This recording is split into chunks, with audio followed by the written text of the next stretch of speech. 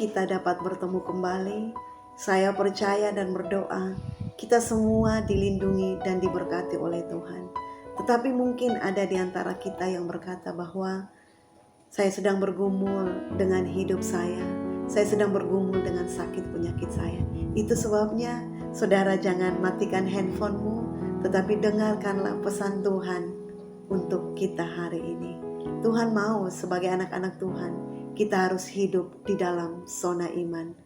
Tapi seringkali sebagai manusia, kalau boleh jujur, kita lebih senang hidup di dalam zona aman daripada zona iman. Karena di dalam zona aman, segala sesuatu yang kita inginkan, segala sesuatu yang kita butuhkan, segala sesuatu yang kita perlukan, itu pasti terpenuhi. Dan di dalam zona aman pun, kita seringkali mulai lupa akan Tuhan. Kita mulai malas berdoa, kita mulai malas beribadah, kita mulai malas untuk mencari Tuhan. Karena kita berpikir bahwa toh segala sesuatunya saya sudah punya, untuk apa lagi saya harus mencari Tuhan. Tetapi tahukah saudara bahwa sebagai anak-anak Tuhan, Tuhan menginginkan saya dan saudara bahwa di dalam setiap situasi kehidupan kita, entah itu situasi yang senang, entah itu situasi yang susah, Tuhan mau agar kita selalu berkata kepada Dia bahwa Tuhan, saya tidak dapat menjalani hidup ini. Saya membutuhkan Engkau untuk menolongku. Saya membutuhkan Engkau untuk menyertai hidupku.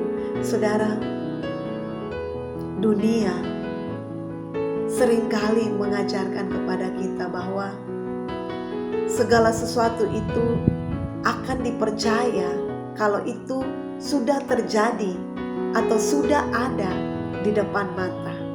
Tetapi itu sangat berbeda untuk kita anak-anak Tuhan yang hidup di dalam zona iman, yaitu kita harus mempercayai segala sesuatu sebelum hal itu benar-benar ada atau hal itu benar-benar terbukti di dalam kehidupan kita.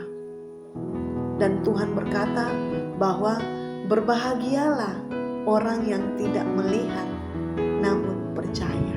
Tuhan mengajarkan kepada kita bahwa kita harus hidup di dalam zona iman. Saudara, waktu kita hidup di dalam zona iman, itu berarti bahwa kita bergantung sepenuhnya kepada Tuhan. Zona iman adalah tempat di mana kita bertumbuh untuk lebih dekat, untuk lebih mengenal siapa Tuhan yang kita percaya. Saudara, hidup di dalam zona iman itu berarti bahwa kita bergantung sepenuhnya kepada Tuhan dan bukan kepada dunia ini. Firman Tuhan berkata di dalam Mazmur 121 ayat yang kedua, pertolonganku ialah dari Tuhan yang menjadikan langit dan bumi. Ayat ini mengingatkan kepada kita bahwa pertolongan kita bukan dari manusia, pertolongan kita bukan dari pemimpin kita, tetapi pertolongan kita sekali lagi datangnya dari Tuhan yang menjadikan langit dan bumi. Itu sebabnya ketika kita menghadapi masalah, menghadapi tantangan, menghadapi persoalan hidup ini, hal pertama yang harus kita lakukan adalah mencari pertolongan Tuhan. Dan ketika kita mencari pertolongan Tuhan, saya percaya Tuhan tidak tinggal diam. Tuhan dapat memakai siapa saja, Tuhan dapat menggerakkan siapa saja untuk menolong kehidupan kita. Dan saudara, kalau hari-hari ini engkau sedang bergumul dengan hidupmu, katakan kepada Tuhan, Tuhan, aku mau menyerahkan ketakutanku kepadamu. Tuhan, aku mau menyerahkan segala sakit penyakit padamu. Tuhan, aku mau menyerahkan hidupku ke dalam tangan-Mu. Tuhan, aku mau menyerahkan bisnisku, studiku ke dalam tangan-Mu. Aku tahu Tuhan, Engkau pasti menolongku. Saudara, carilah Tuhan selama engkau hidup. Bergantunglah sepenuhnya kepada Dia. Hiduplah dalam zona iman, maka engkau akan melihat mujizat-mujizatnya terjadi di dalam hidup. Saya akan berdoa bagi kita. Bapa Bapa dalam sorga, Bapa dalam nama Yesus, kami sungguh mengucap syukur untuk hari ini Tuhan. Terima kasih untuk firman-Mu yang mengajarkan kami untuk hidup di dalam zona iman.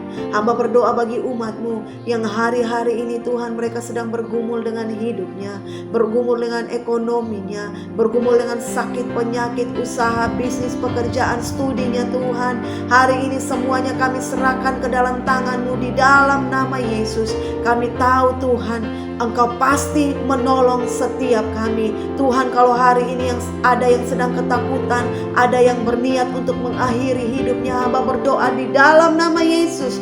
Tuhan tolong mereka, Tuhan berikan kekuatan kepada mereka sehingga mereka kuat untuk menjalani hidup di dunia ini.